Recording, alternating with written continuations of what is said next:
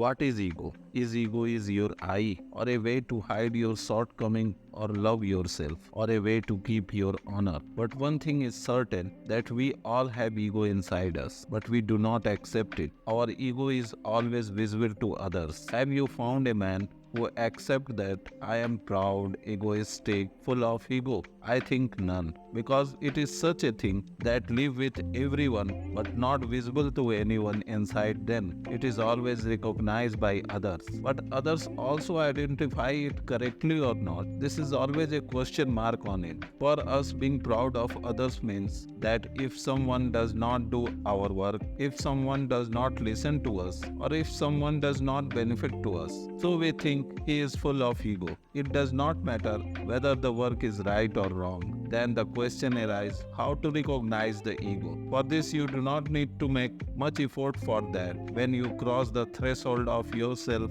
I am good and you are bad, when you start comparing, when you start weighting yourself, when you want to hide your shortcoming and start finding fault in others, when your happiness snatches the right of others, when your desire start becoming a burden on others, so you understand that your self-esteem or self-love is moving towards the ego. Ego is our hallucination that take us far away from reality and create a false reflection on our personality, in which the shortcoming of our personality in, and we start seeing those shortcomings in others, which has nothing to do with reality. That's why we do not even know it. That is where our self-love or self-esteem start turning into ego. These three are like three masks on our face. Which one do we wear on our face? We do not even know. So just when you will see your thinking is dominating others, then it will be understood that you are wearing the mask of ego. And if we talk about our I or our self-esteem or our self-love,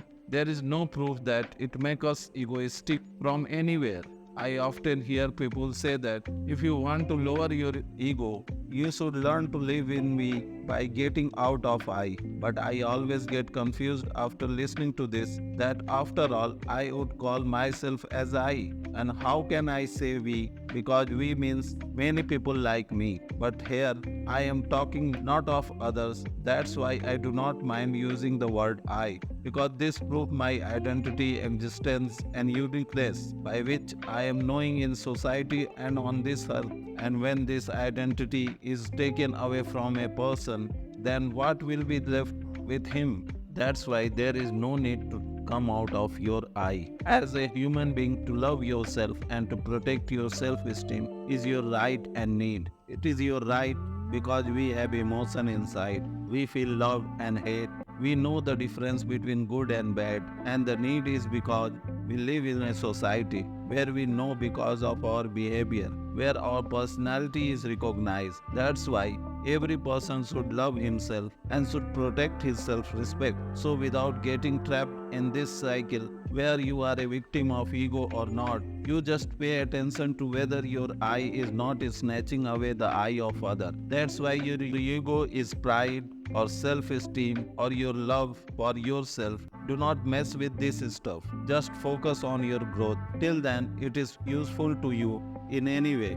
But when it is start becoming an obstacle in the upliftment of other, then you should be alert, and that is your ego. Thank you and best of luck. If this video added some value in your life, then please like, subscribe and comment.